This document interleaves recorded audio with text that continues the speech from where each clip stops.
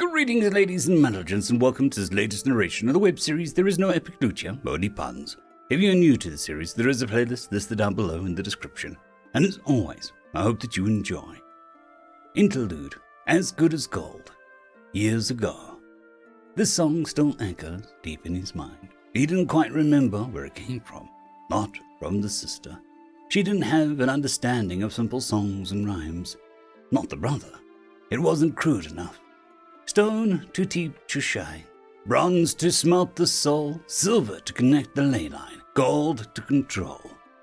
Yell hadn't thought of silver in some time, not since Lawsa's last visit. It made Yell think of the four. He of gold, Luster, no. She went by Lawsa now. Changes always escaped him. Lawsa of stone, silver of silver, and the grump of the north. Thinking of the workaholic made Yell grimace. He was always cleaning up that fool's messes. First with holding the near-dead dungeon network up when he was too busy. Yell held it up and kept the capital flourishing. Then the business with those maidens. What on brother had that dungeon been thinking?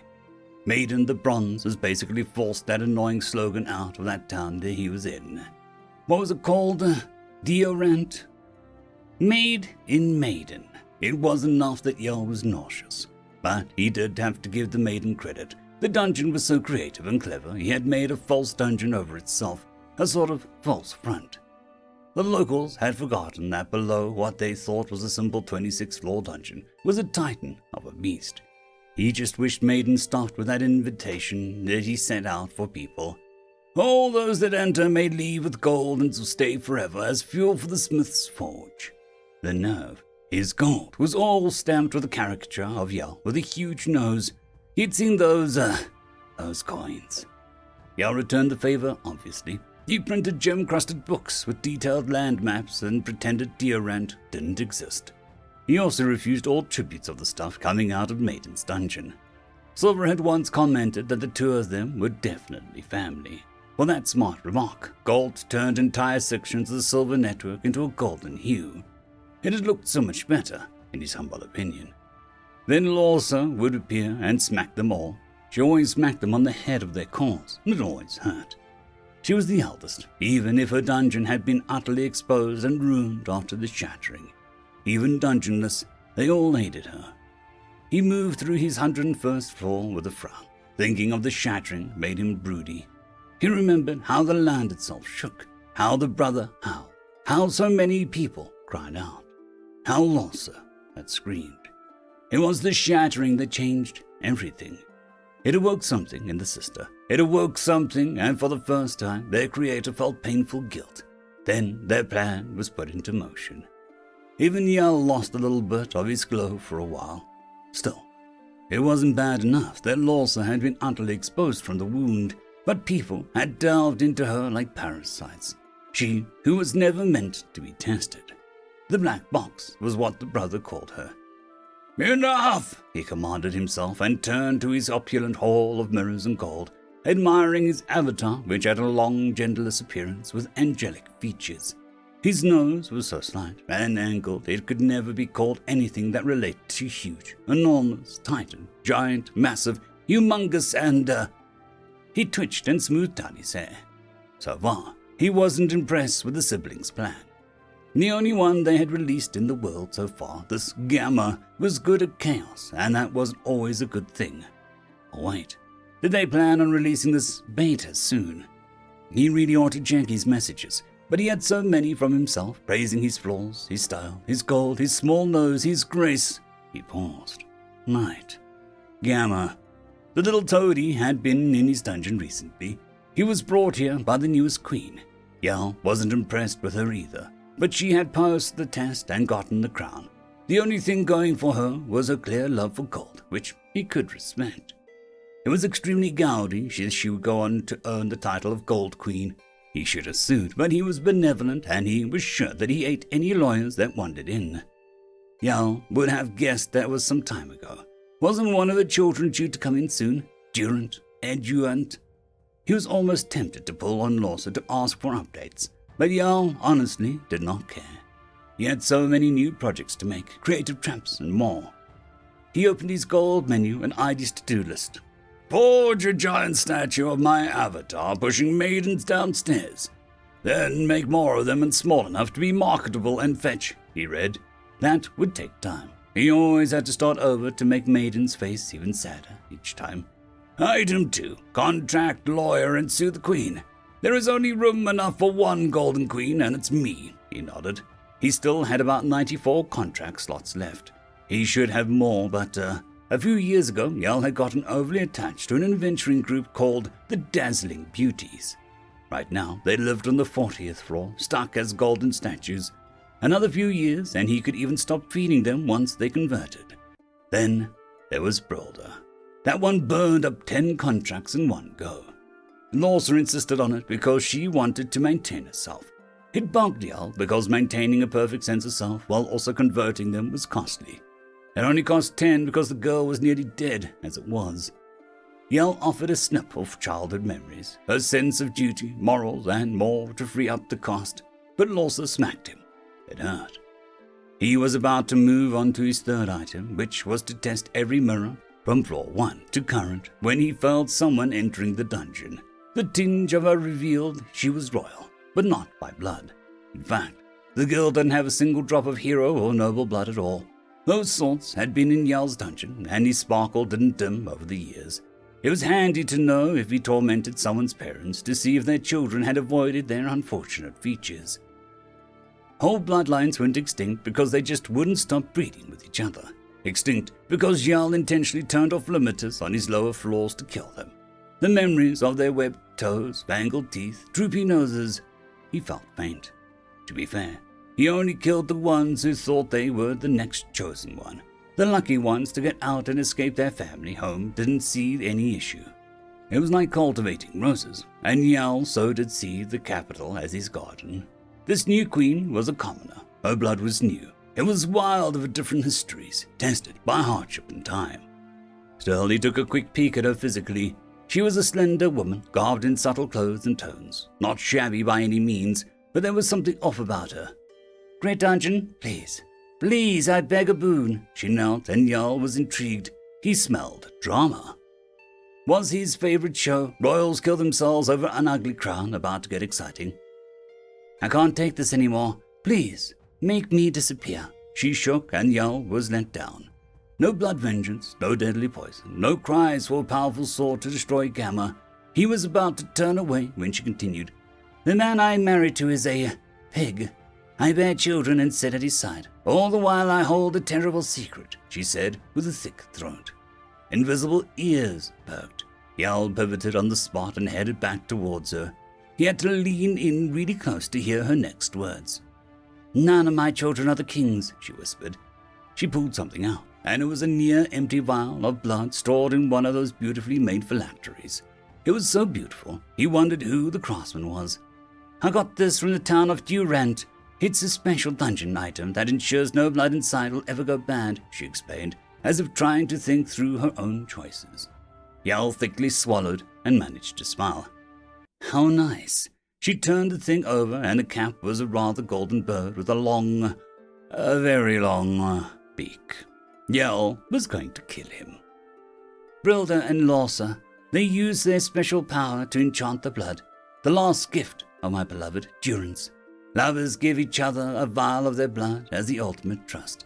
This was his way of apologizing, I suppose. They had magic to make the blood. Well, Durance gave me a blessing if the chance came up, but it's still rather... She got herself off and turned pink. Mel stared at her, not catching on. But even with their love and light, the king has eroded me. I'm wrapped in golden silks that form a noose. I feel worse than I did when I begged for food. The cold in our bed makes those rough nights on the doorstep feel warm, she began to sob. Oh, she was leaking. Did he bring her a mop or a napkin? Yell didn't like messes. The elixirs of health and the chemist make me no longer chase away the darkness. I can't feel better as long as my demon shares my bed. I can't heal as long as his words keep cutting me. I cannot shine if he is determined to bury me in despair, she went on. Have you tried murder? He offered, appearing before her suddenly, and she jumped so far back she nearly flew.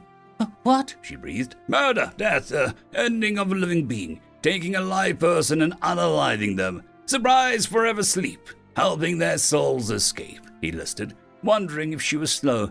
He is guarded, even in his sleep, she said as she still in shock. Kill them too, Jarl said simply. They did nothing wrong, the woman said, sounding outraged now. They are preventing your current goals. I would call that an obstruction of justice, but don't quote me. I still like a lawyer, he said sadly.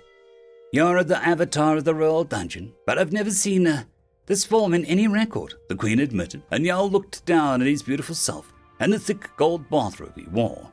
It was something Brother had shown off, and Jarl had to have one, even if it had come from the scattered memories of those orbs he recently recovered from the demon world. Isn't it sublime? Don't you wish you were me? Jarl said with a hum as he rolled his shoulders. Not at this moment, she said, and Jarl chalked it up to shock on her part. Soon the grandness of his self would drive her mad with envy. So, do you desire powerful magic? Turn his royal jewels into hunks of gold? He asked, and she shook her head. Well, I was a cursed golden scimitar that will keep him alive no matter how many times you cut him up, he said excitedly. She looked excited or horrified at that one. Gods, no. Swear to no god in my domain, lest you wish to lose your tongue. The Jarl dropped all the excitement and fun in his tone, and sounded like an ancient beast he actually was.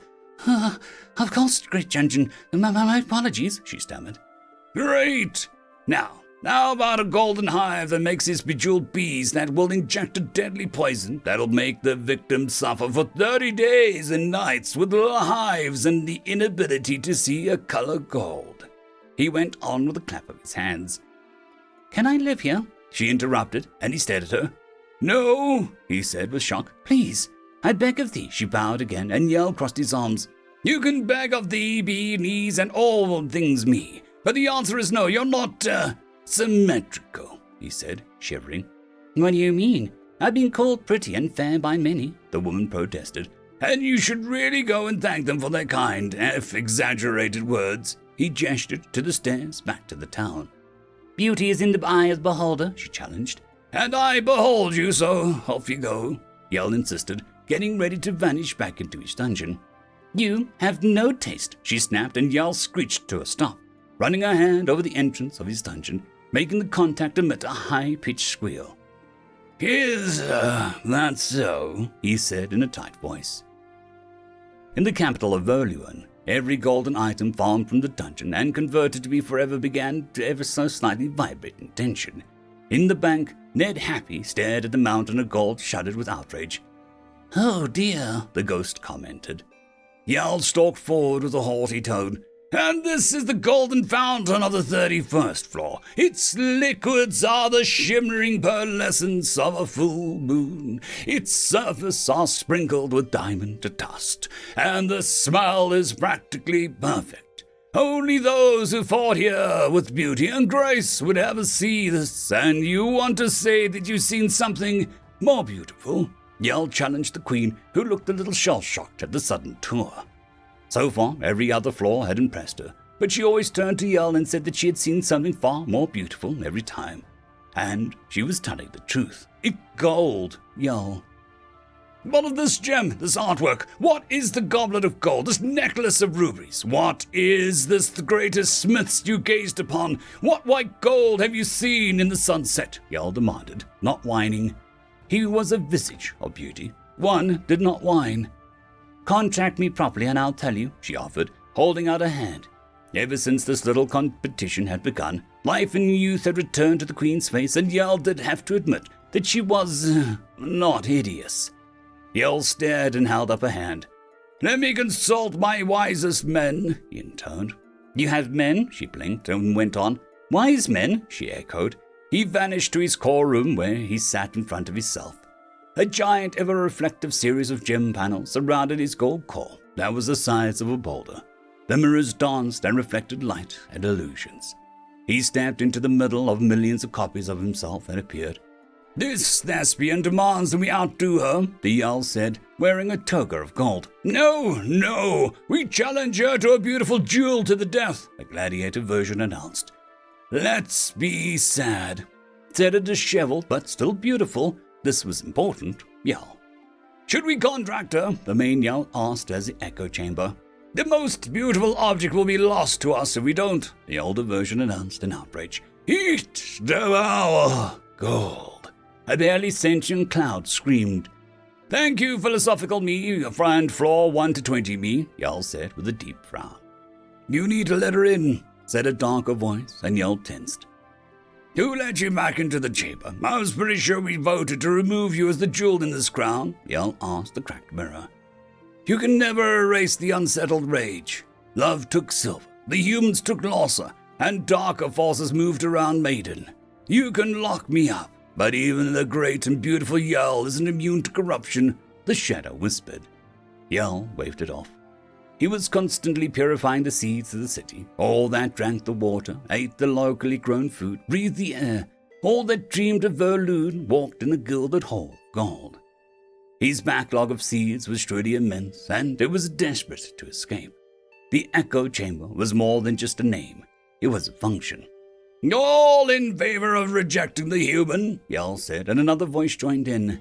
Pain suddenly flowed from his temple as he yelped, pulling himself from the echo chamber to see the tall, lithe form of Lorsa standing over his core. Knock! He hissed, and she raised a brow. He hated how she used ley lines to sneak in and out of any dungeon she desired, his included. Knock, knock, she said flatly. Oh, Yell did enjoy the art of a good comedy. Who's there? He asked with a smile. Norman Lee, she responded. Norman Lee? Who? Norman Lee, I'd kick the crap out of you for wasting the Queen and my time. But you left a human in your dungeon, Lorsa growled. He stared at her, not seeing the issue. An undefended human who got bored an hour ago from where you dumped her on the 31st floor, she snarled. An hour ago, I was so busy admiring myself, he mumbled, a little embarrassed. Dungeons and time always had a rocky relationship.